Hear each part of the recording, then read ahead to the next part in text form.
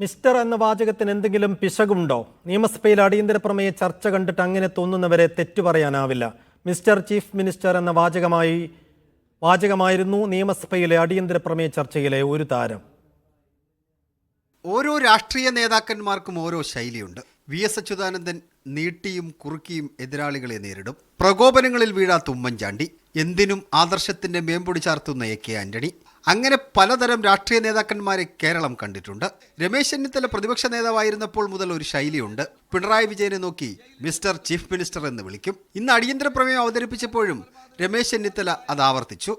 പ്രതികൾക്ക് മാലയിട്ട് ഓപ്പൺ ജയിലിൽ ആനയിക്കുന്നു. Sir, mister chief minister, എന്ത് സന്ദേശമാണ് നിങ്ങൾ കേരളത്തിലെ ജനങ്ങൾക്ക് നൽകുന്നത്? മുഖ്യമന്ത്രിക്ക് മിസ്റ്റർ ചീഫ് മിനിസ്റ്റർ അത്ര ദഹിച്ചില്ല. കാരണം രമേശ് ചെന്നിത്തല അപ്പോൾ പറഞ്ഞത് TP വിഷയമായിരുന്നു. പക്ഷേ മിസ്റ്ററിൽ ചുറ്റിത്തിരിഞ്ഞു ചർച്ച. സർ, ഇദ്ദേഹം ഈ മിസ്റ്റർ ചീഫ് മിനിസ്റ്റർ എന്ന് പറഞ്ഞിട്ട് കുറെ ചോദ്യങ്ങൾ ചോദിച്ചുകൊണ്ടിരിക്കുന്നുണ്ട്. ഈ ഓരോന്നിനും ഞാൻ ഇടക്കിടക്ക് ഉത്തരം പറഞ്ഞുകൊണ്ടിരിക്കണോ? വേണമെങ്കിൽ അതാകാം. ഇതോടെ VD സതീശൻ ഇടപെട്ടു. നിങ്ങളാണ് കേരളത്തിന്റെ മുഖ്യമന്ത്രി, നിങ്ങളാണ് കേരളത്തിന്റെ ആഭ്യന്തര വകുപ്പിന്റെ ചുമതലയുള്ളയാൾ. നിങ്ങളെ കുറ്റപ്പെടുത്തും. അതിനെന്തിനാണ് അങ്ങനെ അസഹിഷ്ണുത കാണിക്കുന്നത്? അവിടെയും അവസാനിച്ചില്ല. ചർച്ചയിൽ പങ്കെടുത്ത KT ജലീൽ മിസ്റ്റർ പ്രതിപക്ഷ നേതാവ് എന്ന് പറഞ്ഞ് പ്രസംഗം അവസാനിപ്പിച്ചു.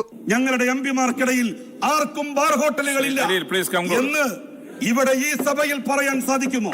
ബഹുമാനപ്പെട്ട മിസ്റ്റർ ഒപ്പോസിഷൻ ലീഡർ. മുഖ്യമന്ത്രിയെ ലക്ഷ്യം വെച്ചായിരുന്നു പ്രതിപക്ഷ നേതാവിന്റെ കമന്റ്. ഇപ്പൊ രമേശ് ചെന്നിത്തല വിളിച്ചത് മിസ്റ്റർ മുഖ്യമന്ത്രി എന്നല്ലേ, അല്ലാതെ പണ്ട് മുഖ്യമന്ത്രി വിളിച്ചതുപോലെ എടോ ഗോപാലകൃഷ്ണൻ എന്നല്ലല്ലോ. അങ്ങനെ കേരളത്തിലെ ലഹരി അക്രമങ്ങളുമായി ബന്ധപ്പെട്ട ചർച്ചയിൽ മിസ്റ്റർ ഒരു പ്രധാന കഥാപാത്രമായി. മീഡിയ 1 തിരുവനന്തപുരം.